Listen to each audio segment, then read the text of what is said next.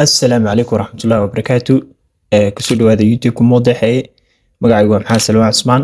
Maanta waxaynu arki doonaa qaabka loogu shubto Premiere Pro 2023. Markaa waynu eegi doonaa, isla eegi doonaa, waxaynu tegi doonaa qaybta fileska. Isagoo sadaba waxaan idin soo dhigi doonaa description-ka ama qaybta Telegram-ka ayaan idin soo dhigi doonaa. Telegram-ka linkigana waxaan idin soo dhigi doonaa group-ka. So markaa halkaa kala soo deg. Waxaynu tegi doonaa halkan baynu tegi doonaa secretaries, waxaynu tegi doonaa video editing. So qaybtaas waa kan Adobe Premiere Pro 2023 kadibna waxaan leeyahay click password ayaa ku xiran 123 kaga saar kadibna enter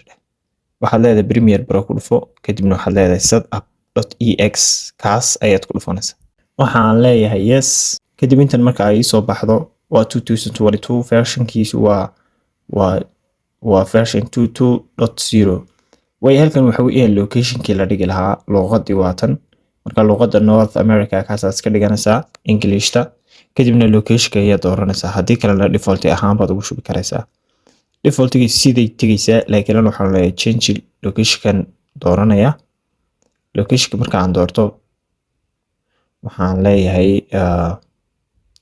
si tegaya secretaries kadibna qaybta installing-ka ayaan ku shubayaa waxaan leeyahay okay waxaan leeyahay continue xoogay waqti yar oo kooban ba qaadanaya inta uu ku shumayo Premiere-ka markaa uu iska suginaa waayay waxaan leenahay uu dhameeyay waxaan leenahay close kadibna waan soo keenaynaa waxaan leenahay halkan mid taginaa waxaan ku qoraynaa Premiere Pro so waa kan Premiere Pro 2022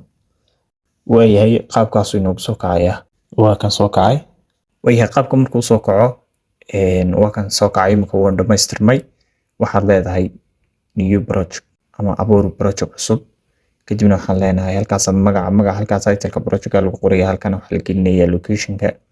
kadibna waxaan leenahay tusaale ahaan kale waxaan ku qoraynaaba video kadibna waxaan leenahay location-ka halkan noo dhig waxaad leedahay okay waxa qaabkaas uu soo kacayaa dashboard-kiisu waxaan ugu talagalay muuqaalkan in qaabka loo soo install garanayo loogu shubayo iyo qaabka project-ka loo abuurayo marka insha Allah casharo dambe ayaan kasoo sameyn doonaa Premiere Pro sida loo isticmaalayo sida uu qofku u baran karo kulay casharo full course oo kasoo sameyn doonaa insha Allah taala marka wayna casharada dambe